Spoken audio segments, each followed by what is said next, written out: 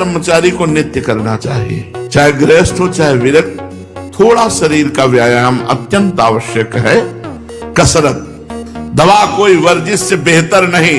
नुस्खा है कम खर्च, बालानुसेन, शक्ति बढ़े फुर्तील है, चोट न अधिक पिराए, अन्न पचे चंगा रहे, कसरत सदा सहाय। बच्चे हाय हेलो शुरू है, मिलेंगे तो क्या कहे, पहले कहते जयराम जी की नहीं, गांव में कहते थे राम राम भैया, राम राम कहते, अब क्या कहते, हाय तुम्हारा दुर्भाग्य हमारा दुर्भाग्य।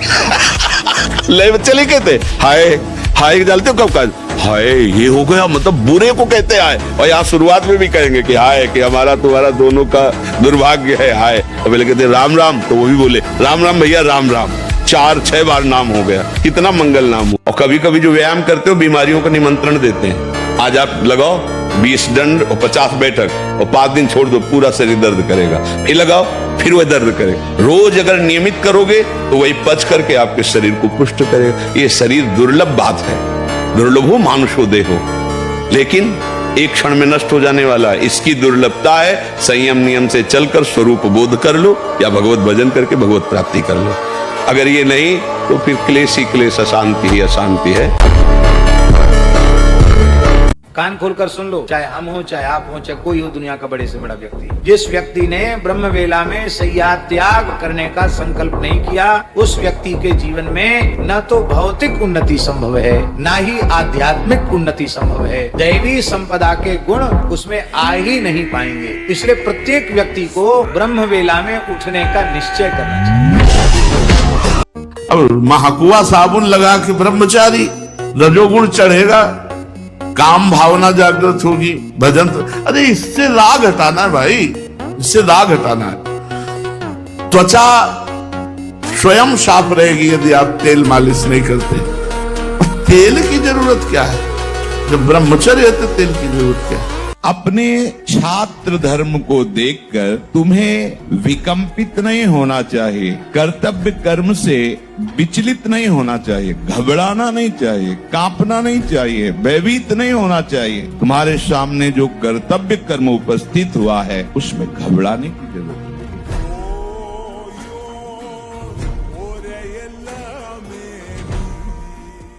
क्या मुर्दे जैसा जीवन, जो इंद्री जैसा चाहे वैसा डाउन कर दे, जैसा चाहे वो हमें शोक दे दे, दुख दे। थोड़ा सा साहसी बनो, तुम भगवान के अंश हो, तुम कुछ भी कर सकते हो, कुछ भी।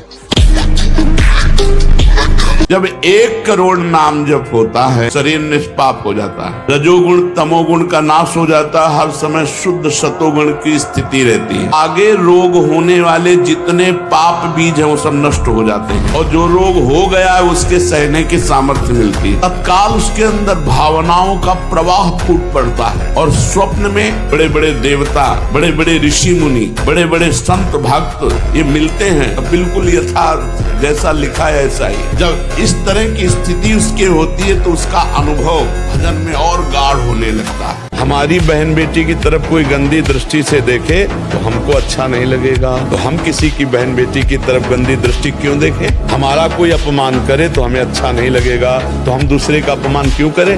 हमारी कोई चोरी करे, बेईमानी करे, झूठ बोले, हमसे कपट करे तो हमें अच्छा नहीं लगेगा। कुछ बातें तो ऐसी हैं जो स्वाभाविक आपको पता है। अभ्यास प्रमाद स्थिति नहीं, भोगों में मनोरंजन नहीं, अभ्यास। अभ्यास विजय दिलाएगा, यही अभ्यास भगवत स्वरूप है। अभ्यास में बाधा देने वाले से राग रहित हो और अभ्यास में दृढ़ हो जाओ। क्या नहीं प्राप्त हो सकता, क्या नहीं हो सकता। हमारी अभ्यास की इतनी प्रवीणता बन जाए, जिस लक्ष्य पे हम लगे उसको हम पार करें, उस पर पहुंचे। ब्रह्मचारी को सबसे पहले अपनी रसना पर नियंत्रण रखना आवश्यक है। जबान पर, जबान बिगड़ी सब बिगड़ा। गंदे आचरण वाले, जिनको पवित्रता का ज्ञान नहीं, जिनको केवल अर्थ पिशाच है, नाना प्रकार की अपवित्रताएं करके तुम्हें भोजन परोसते हो, गरम गरम तुम्हारे सामने है, तुम अमृत समझ के खा रहे हो, तुम्हारी बुद्धि नहीं खराब हो जाएगी। सबसे पहले सतमार्ग में चलने वाले को इस रसेंद्री को मारना होता है। रसेंद्री, ये जीत गए, सब जीत गए। भगवान से यदि संबंध है तो हर परिस्थितियों में महान दिग्विजय योद्धा सामने होने पर भी उसको परास्त होना पड़ेगा।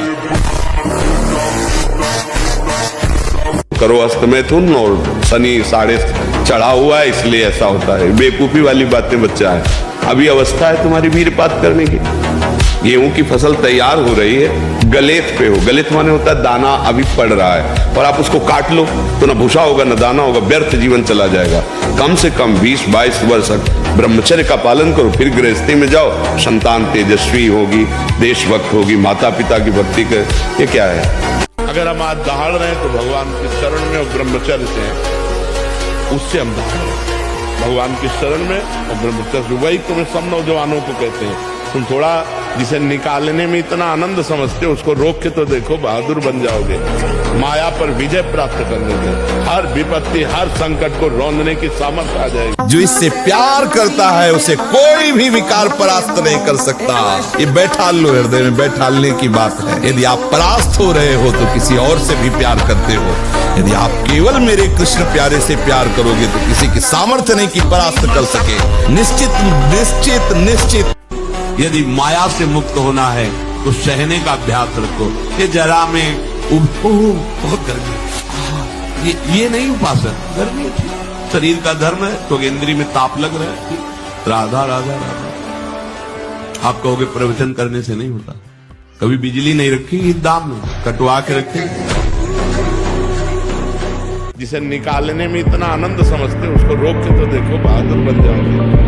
माया पर विजय प्राप्त करने, हर विपत्ति हर संकट को रौंदने की सामर्थ्य।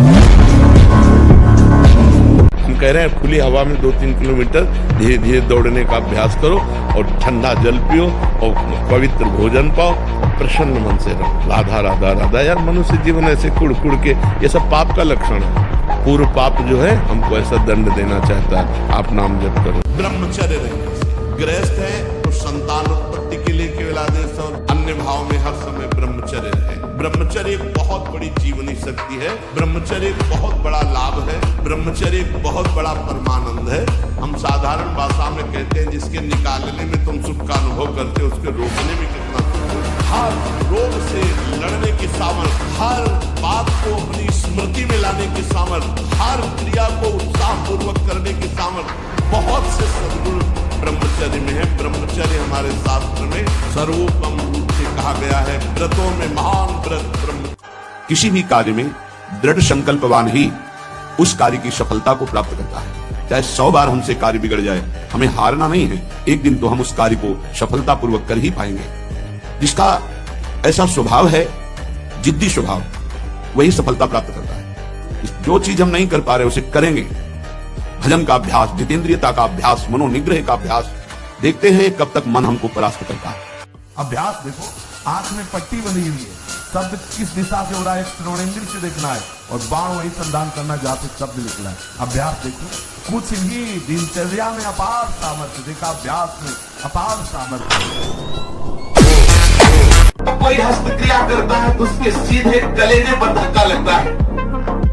जब क्रिया करता है तो संपूर्ण स्नायुओं में हलचल और हृदय पर धक्का लगता है, जिससे उसका दिल कमजोर होने लगता है और वही सबसे ज्यादा जिसे हार्ट अटैक कहते हैं, वही कारण होता है। वीर चरण ही उसका प्रधान कारण होता है। क्षय, खांसी, श्वास, ये क्षमा महाभयानक रोगों का बुलावा है। हृदय रोग से पीड़ित या भागे मनुष्य किस क्षण मर जाए कोई पता नहीं। भक्तों की दयनीय अवस्था पर कभी कोई हंसे ना कि देखो ये भगत थे, कटोरा लिए घूम रहे, देखो बड़े भजनानंदी बनते थे, चल नहीं पा रहे, 4 लोग संभाल। भक्त के जीवन में कभी अंधकार नहीं, कभी पराजय नहीं, हर पराजय उसकी विजय का द्योतक बनती है। अगर ये दिखाई दे रहा है कि भक्त गिरा, तो कहां गिरा ये तुम नहीं देख पा रहे, हरि की गोद में। वो बुद्धि भीम होती है जो भगवत शरणागत है, महान बलवान, जिसे विचलित न कोई भी वार, कोई भी प्रहार जिसे विचलित न कर सके। भीम बुद्धि होती है, सब कुछ सहते हुए भी पर्वत की तरह अपनी निष्ठा में अडिग रहते। चलायमान बुद्धि, चाहे जितने प्रहार हो, हर प्रहार का उत्तर है हरि। हम एक रोम का ना ये टूट के गिर जाए, तुम इतने बड़े तांत्रिक हो, हमारा रोम तोड़ दो, तो बस इतने से हम तुम्हें मान लेंगे कि तुम भगवान हो गए। एक रोम नहीं तोड़ सकता, त्रिभुवन में कोई ऐसा पैदा नहीं हुआ कि भगवान के विधान को कोई बदल दे बच्चा। भ्रष्टाचार बढ़ा हुआ, कौन धर्म की बात मानेगा? गर्लफ्रेंड बॉयफ्रेंड, आज ब्रेकअप, दूसरे के साथ, फिर कल से, ये क्या है? ये क्या है? ये संस्कार है हमारी नई पीढ़ी के। आप लोग क्या कर रहे हो अपने जीवन के साथ? खिलवाड़ कर रहे हो।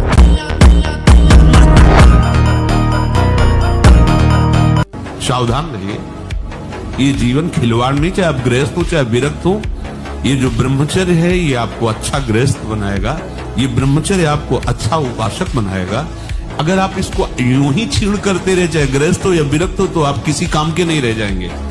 ध्यान रखना, किसी काम के नहीं रहे। कुछ दिनों के बाद आपके शरीर में जगह जगह पीड़ाएं होने लगेंगी, चिंतन आपका सामर्थ्यशाली नहीं रह जाएगा, स्मृति शक्ति आपकी लोप होने लगेगी, और जिसे आज की भाषा में डिप्रेशन कहते हैं उसके शिकार हो जाओगे। और जब ब्रह्मचर्य, ऐसा कैसे हो सकता है?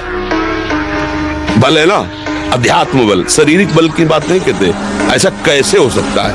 यदि एक बार ऐसा हुआ तो 1000 बार मैं प्रयास करूंगा और इस पर विजय। वो मतलब जिद्दी स्वभाव, एक निष्ठा उसी से आती है, उसी से। पहले खेती जोतते थे ना किसान, एक फार वाला होता था और पूरे खेत को उसी से जोतला है, बलवान होते। 2 लीटर मठा और 8 रोटी पाए, बैल की जैसी ताकत। अगर बैल को नाथ पकड़ के रोक ले तो वो वही खड़ा हो जाए।